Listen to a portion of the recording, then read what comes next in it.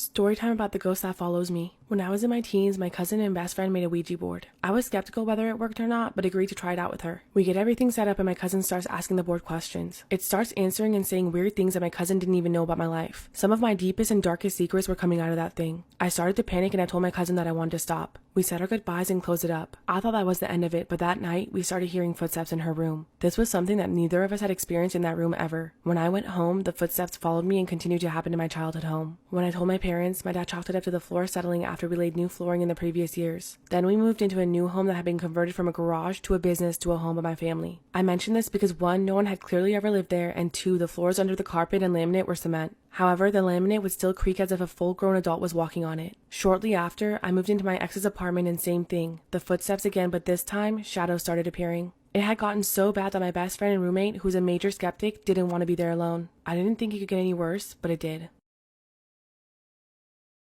Part 2 of the ghost that follows me. I eventually moved out of the apartment. I moved in with my mother and sister in a different city. Her duplex went from no paranormal activity to an insane amount in just a few days. They would feel hot breaths on their face at night when they slept. My aunt started hearing giggling in a different room when she was alone, and I even heard someone say in an eerily tone, "Mommy," at 3 in the morning once. However, the craziest part is that the duplex mysteriously caught fire. When the fire department came and did their investigation, they had no explanation as to how the fire started or what caused it. After that, we moved into a new modular home who only had one previous owner. The footsteps started again. I found a pretty doll at an antique store, and eventually the doll started to move around on its own. There were times I caught it wave at me or move its head. It got to the point that I had to hide it away because it moved so much and it scared me so badly. I recently moved into an apartment in my hometown and the footsteps are here now. Things keep getting moved around too. I'm seeing the shadows again and it feels like I'll never be free of this thing. I don't know what to do, but I'm scared and terrified it'll always follow me. Storytime about how my boyfriend gave me sleeping pills before his boys' night out. I had been dating my boyfriend for a year and we always had a pretty trusting relationship. One weekend, he was going to have a boys' night out with his friends and I was going to stay home. However, earlier in the day, we had gone into an argument about how he never checks his phone while he's out or replies to my text to check in. He said he shouldn't have to check in with me while he's out and I disagreed because I just want to make sure that he's okay. Fast forward to later that night when he's getting ready, I told him that even though we're fighting, I still expect him to keep in touch with me. He agrees this time without putting up a fight and asks me if I want to have a drink with him before he goes. He makes us some cocktails and we drink them together while we wait for his friends to come pick him up. When his friends get there, he kisses me goodbye and leaves. Not even half an hour later, I'm knocked out cold. I remember waking up once just for a second to use the bathroom, but then knocking out again. In the morning when I woke up, he was asleep next to me and I was really confused as to why I slept so much when I wasn't even tired. When my boyfriend woke up, he mentioned how nice it was that I hadn't messaged him and how I must have slept through the night after those cocktails. This raised some red flags and I quickly questioned him about what was in the cocktails. At first, he called me crazy and told me that he didn't do anything to them. However, after about 20 minutes of accusing him, he finally confessed.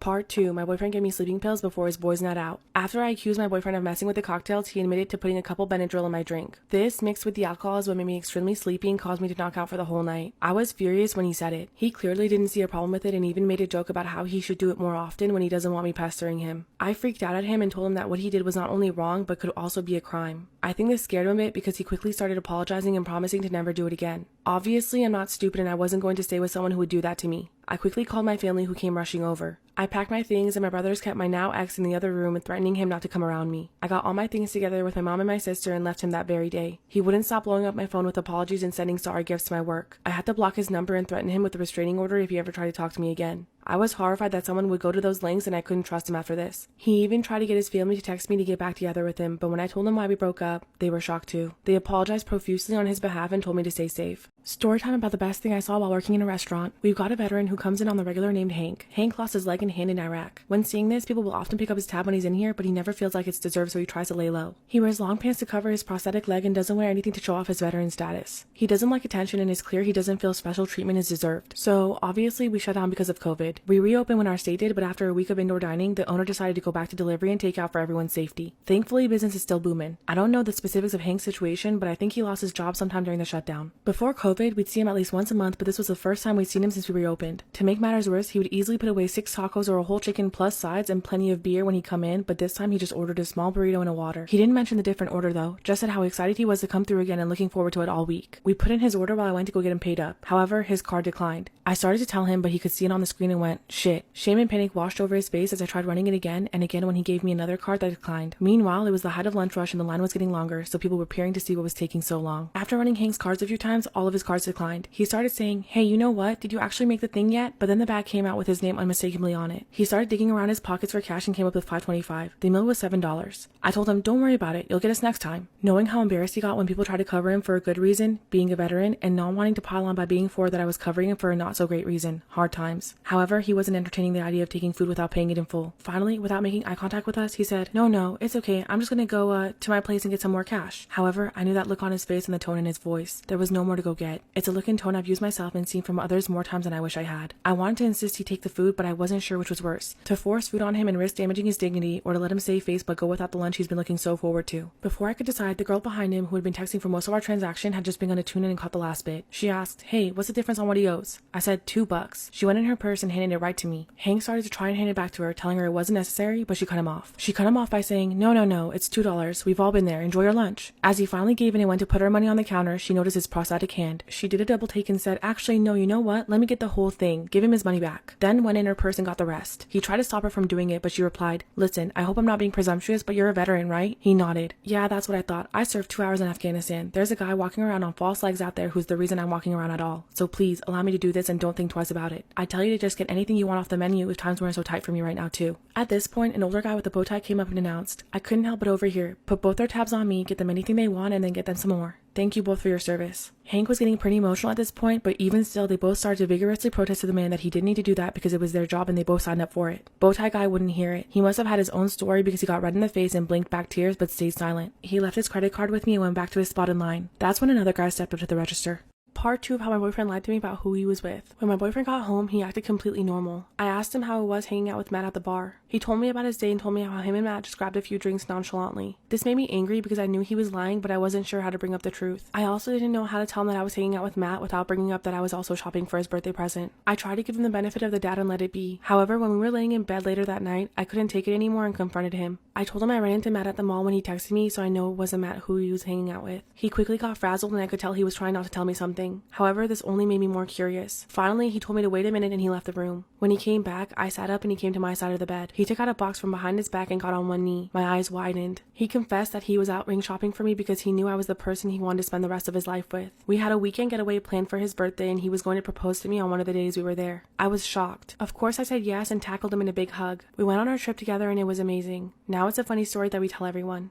I found out how my parents met and I need help. I'm back home for the week due to national holiday and I was going through some old photo albums. I found a picture of my mom aged around 8 to 10 and some dude who looked just like my dad. I took the picture to her and she confessed everything. It turns out the guy in the photo is my dad's older brother who was friends with my grandparents. My parents have known each other since my mom was 6 and my dad was 18. The story that they tell everyone is that they met when my mom was 18 and my dad was 29 at a party hosted by a mutual acquaintance. They started dating a few months later, got married when my mom was 25 and had me a few years after that. The truth is that they actually started dating when my mom turned 15 and because of this, her parents kicked her out of the house and cut contact with her. That means that my dad was 27 years old when he started dating her. We're in a Western country in Europe and we're all white. Growing up, my parents seemed to have a very healthy relationship, both had careers and my mom isn't financially dependent on him. I'm not close to my uncle or my paternal grandparents, but I'm considering giving them a call. I am so disgusted with everyone involved, but especially my dad. How can I look at him in the eye again knowing he probably grew my mom at a very young age? How do you even find someone you knew as a child attractive? Part 2 of how I found out how my parents met and I need help. The first thing I did was have a talk with my mom. I waited until my dad left the house, then we both sat down and had a really good talk. I asked her if she was safe, if she was happy, and if she felt loved and cared for in their relationship. She said she does to all of that. Then I asked her if, should things go wrong, she would have the money and means to get out of the relationship. She said she does. I expressed my concern about how the relationship started. She said she understood if I needed time to process it, and if I had any questions, she would answer them honestly. After my dad got home, I talked to him. I'm still having trouble with the idea of him and who I found out he is. I told him that I don't think our relationship would ever be the same again, and he said he understood. I asked him if he had any attraction towards children or teenagers and he said he doesn't. He said my mom was a kindred spirit sort of love. Last thing I did was give my uncle a call. He lives in a different country and we talked for a bit. He said I'm welcome to come visit any time and I might take him up on that. He was there for my dad through the beginning of the relationship, so I'll get some outside perspective. As for my grandparents, my mom said that her and my grandparents had mended their relationship a couple years before I was born. Storytime about how one best friend saved me from the other. The school I went to was a public school that never cared or paid attention to things that went on unless it was brought up to the school board directly. It was sophomore year of high school and I had class with both my girl and boy best friend. The girl's name is Aspen and the guy's name is Nick. Since our teacher didn't care, all three of us picked our seats together. I sat in the middle between Nick and Aspen. Nick and I had known each other since kindergarten, so I was pretty comfortable with his company. I never thought anything of it when he leaned his head on my shoulder or squished my face with his hands. However, about halfway through the year, things started to take a turn. During class, Nick would put his hands on my thighs or he'd lean on me and wrap his arms around my waist. This started to make me feel uncomfortable. We were seated in the back of the class, so no one noticed him making me uncomfortable except Aspen, who had no idea what was happening because I never alarmed her of it. I didn't say anything because part of me thought I was overreacting. After all, he was my best friend. One day, the class was empty because it was a free day, so we could all just hang out in the classroom or the commons. The teacher was God knows where, and Aspen had left to go print something for a different class in the printing room. I was left alone in the back of the classroom with Nick. For a few minutes, things were fine. I knew that Aspen would be back, so I just read my book. Then out of nowhere, I saw Nick stand up and shut the classroom door. Part 2 of how one best friend saved me from the other. I was scared when Nick shut the classroom door, but I tried to ignore him and pretended to keep reading my book. I quickly dialed Aspen's number on my phone and slipped the phone into my pocket. Before long, Nick got impatient with me and ordered me to take off my shirt. I told him no, and that's when he grabbed a fistful of my hair and tried to do it himself. After a minute of struggling with him, Aspen busted through the classroom door with one of our school guidance counselors. Turns out she hadn't really gone to the print room. She had noticed Nick touching me inappropriately and making me uncomfortable the previous day, so she went to the guidance counselor to get help. When I dialed her number, she was trying to convince the counselor, and when she realized what was happening, she put the phone on speaker to prove that I was in an unsafe situation. The counselor took Nick away, and later I found out that 7 other girls had come forward about him. They all said that he was harassing them, but since the school had no evidence, they couldn't expel him before. However, since the school counselor heard what was going on when Aspen put the phone on speaker during his attack on me, they were able to finally expel him. I'll always be thankful to Aspen for trying to help me when I felt like I couldn't do anything.